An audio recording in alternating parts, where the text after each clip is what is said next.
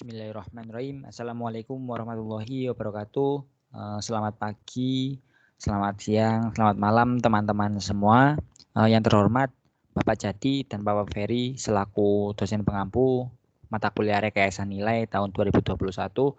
Izinkan saya untuk mereview value engineering dari studi kasus ke-7 mata kuliah rekayasa nilai dengan judul State Road 826 Palmetto Expressway.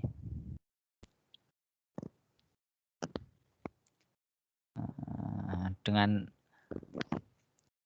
outline yang saya bawakan yaitu latar belakang, yaitu mengapa dilakukan studi value engineering, lalu ada data-data dari proyek mengenai data umum dan data ekonomis proyek, lalu ada hasil studi yaitu hasil dari value engineering proyek itu sendiri, lalu yang terakhir ada rekomendasi yang dihasilkan oleh tim value engineering.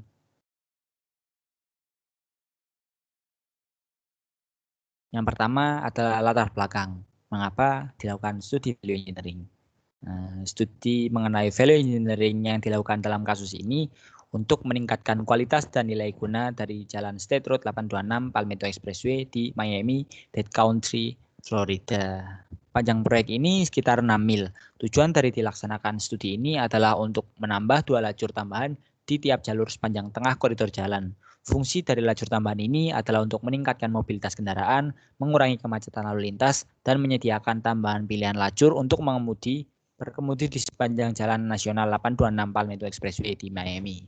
Lalu yang kedua adalah data proyek, meliputi data umum dan data ekonomis proyek. Yang pertama adalah data umum proyek. Di sebelah kanan yaitu adalah peta dari proyek yang akan dilakukan value engineering dengan judul yaitu Value Engineering for Transportation Improvement State Road 826. Lokasinya di Miami, Florida, USA dengan panjang 6 mil, tanggalnya 14 sampai 18 Mei 2012. Pemiliknya adalah Florida Department of Transportation atau FDOT dengan konsultan value engineering PME Konsultan LLC dan ketua tim value engineering yaitu Rick Johnson PCVS. Data ekonomis proyek yang pertama, tim value engineering menggunakan data ekonomi dengan mengumpulkan informasi dari PDNE Konsultan Long Range Estimate LRE sejak 29 Februari 2012. Berikut parameter suku bunga yang digunakan, yaitu dengan tahun analisis tahun 2012 dan tahun ekonomis 30 tahun dimulai dari 2014 dengan nilai interest 5% dan inflasi 3%.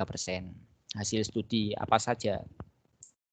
Hasil studi dari value engineering, tim V awalnya menghasilkan 31 ide dan 9 ide ditentukan untuk menjadi sasaran desain selama fase pengembangan ide dari rencana kerja value engineering. Ide-ide tersebut kemudian dievaluasi berdasarkan kriteria evaluasi untuk proyek ini. Akhirnya mengkategorikan 6 ide sebagai rekomendasi untuk dipertimbangkan oleh para desainer. Rekomendasi yang dikembangkan oleh tim studi value engineering akan secara langsung mempengaruhi desain proyek yang ada. Nah, yang terakhir adalah rekomendasi. Apa saja rekomendasinya? Yang pertama yaitu rekomendasi nomor 6 yang diambil, yaitu mempertimbangkan 4+1, yaitu 4 lajur tambahan dan 1 lajur dengan adanya bahu jalan penuh di lajur yang dikonstruksi di tiap jalur dengan keuntungan biaya awal yang rendah, dampak operasional yang lebih sedikit, menyediakan aliran pendapatan awal, mengurangi dampak ke area konstruksi, memanfaatkan infrastruktur yang ada. Rekomendasi yang pertama tadi nomor 6 memiliki kerugian. Di antaranya kekhawatiran yang mungkin timbul mengenai aliran lalu lintas yang bertambah lebih lambat. Yang kedua yaitu jalur terkelola tunggal belum pernah diterapkan sebelumnya di Florida. Yang ketiga, pemeliharaan delineator bermasalah dengan potensi pendapatan dari rekomendasi ini yaitu sekitar 5,36 juta US dollar. Nah, berikut adalah gambar dari construction zone. Konstruksi dari rekomendasi 1. Nah, rekomendasi yang kedua yaitu rekomendasi nomor 13. Dari Jalan New York 36 ke New York 58 diatur ulang garis tengah northbound ke arah timur sepanjang frontage road dengan keuntungan diantaranya secara signifikan meningkatkan lebar bahu bagian dalam hingga 12 kaki di kedua arah lalu lintas. Yang kedua, operasi lalu lintas akan sangat meningkat. Yang ketiga, tanggap darurat akan meningkat secara signifikan. Yang keempat, adanya pendapatan tambahan. Yang kelima, tiang yang dipasang di bahu akan lebih mudah dirawat. Rekomendasi yang kedua ini memiliki beberapa kerugian pula. Kerugian yang pertama yaitu peningkatan biaya konstruksi, waktu konstruksi, dan pemeliharaan lalu lintas. Kerugian yang kedua yaitu rekonstruksi dinding penghalang median mengakibatkan 2 pergeseran MOT tambahan atau subfase. Dengan rekomendasi yang kedua ini memiliki potensi pendapatan yaitu 1.282.000 US dollar. Nah, berikut adalah gambar dari rekomendasi yang kedua. Barrier wall. Rekomendasi yang ketiga yaitu pada persimpangan I75 garis tengah elemen dimodifikasi sehingga memungkinkan adanya 10-12 kaki untuk bahu jalan di bagian dalam. Dengan keuntungan dari rekomendasi ini diantaranya meningkatkan lebar bahu dari 4 kaki menjadi 10 hingga 12 kaki di semua arah lalu lintas untuk setiap jenis jalur. Yang kedua yaitu operasi lalu lintas akan sangat meningkat. Rekomendasi yang ketiga ini juga memiliki beberapa kerugian, diantaranya yang pertama yaitu meningkatkan biaya konstruksi, yang kedua meningkatkan waktu konstruksi pula, yang ketiga membutuhkan pemeliharaan gorong-gorong yang panjang, yang keempat dapat mempengaruhi perizinan. Potensi pendapatan dari rekomendasi yang ketiga ini yaitu 3.428.000. Nah, berikut gambar dari rekomendasi yang ketiga. Dibangun sheet pile, proposed wall, pile wall, perimeter. Teman-teman bisa lihat ya, ini dari PT dan E, proposed typical section dari Palmetto di section 1 I75. Rekomendasi selanjutnya atau rekomendasi yang keempat yaitu rekomendasi nomor 19. Antara Jalan New York 74 dan Okeechobee, lajur southbound dilebarkan ke arah barat, menyediakan 12 kaki untuk bahu jalan di bagian dalam dengan cara mengatur ulang pintu masuk di Jalan Okeechobee atau membeli sejumlah kecil hak dari jalan.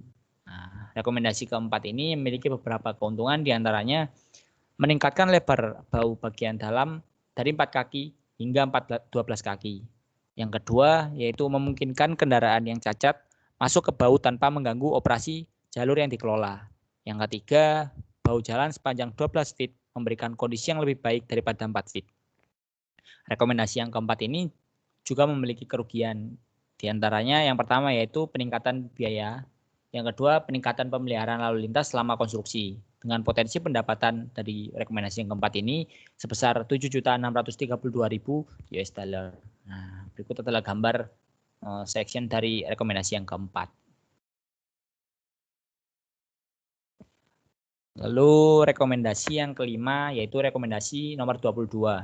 Di section 5 dilakukan konstruksi crown dan pengupasan selebar 11 kaki pada jalan untuk menghindari penggilingan dan pelapisan ulang, serta untuk perpanjangan jalur kelima jauh ke arah selatan. Nah, rekomendasi yang kelima ini memiliki beberapa keuntungan. Yang pertama yaitu memiliki sedikit biaya keseluruhan karena menghilangkan pengerjaan ulang.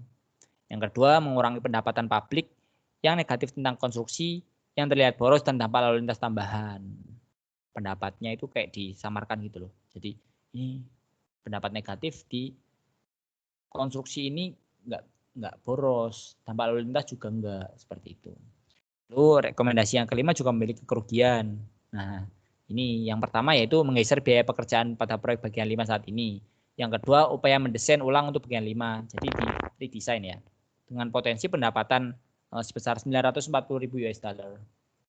Nah, berikut gambar dari rekomendasi yang kelima, crown, pengurangan pekerjaan. Alternatifnya. Rekomendasi yang terakhir yaitu yang keenam adalah rekomendasi nomor 23, yaitu menambah variabel batas kecepatan di lajur umum. Keuntungan dari rekomendasi ini yang pertama adalah meningkatkan operasi secara aktif mengelola aliran pada jalur tujuan umum. Yang kedua, peningkatan hasil yang diantisipasi karena variasi kecepatan yang diperkecil. Yang ketiga, memberikan kecepatan yang lebih konsisten. Rekomendasi ini juga memiliki kerugian. Yang pertama, peningkatan biaya modal dan pemeliharaan yang berkelanjutan untuk tanda-tanda dinamis. Yang kedua, konsep baru untuk wilayah dan penerimaan publik dengan potensi pendapatan sebesar 2 juta sampai 5 juta US dollar. Nah, berikut adalah resume dari tabel rekomendasi VE.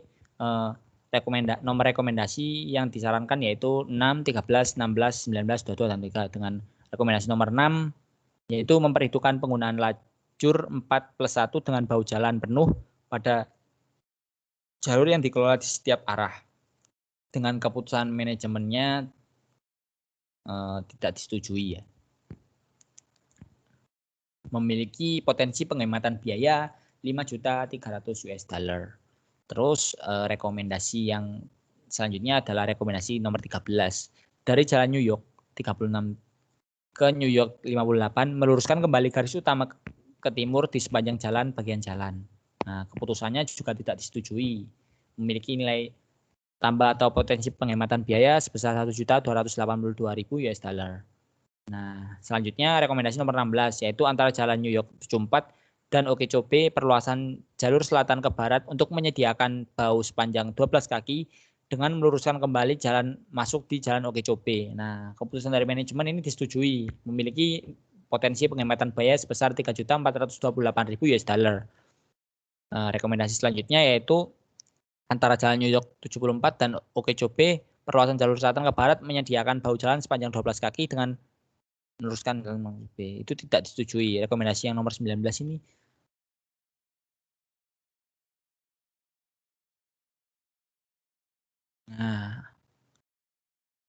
dilebarkan ke arah barat menyediakan 12 kaki di bagian dalam dengan cara mengatur ulang pintu di Jalan Okeechobee membeli jumlah hak kecil di jalan. Itu tidak disetujui, memiliki potensi penghematan biaya sebesar 7.632.000 US dollar. Rekomendasi yang selanjutnya yaitu nomor 22, pada seksi 5 dibuat crown dan stripping sepanjang 11 kaki untuk menghindari dampak pengerjaan ulang. Juga perpanjang jalur ke arah utara ke 5 jalur selatan. Nah, yang ini adalah disetujui dengan potensi penghematan biaya 940.000 US dollar. Selanjutnya yaitu nomor rekomendasi nomor 23. Menambah variabel batas kecepatan di lajur umum. Ini juga tidak disetujui, memiliki potensi biaya 2 juta sampai 5 juta US dollar. Nah, terima kasih teman-teman semua atas perhatiannya. Apabila ada kesalahan saya dalam mempresentasikan, memaparkan dan review materi atau kesalahan saya dalam bertutur kata, saya mohon maaf. Terima kasih atas perhatiannya. Saya pamit undur diri. Wassalamualaikum warahmatullahi wabarakatuh.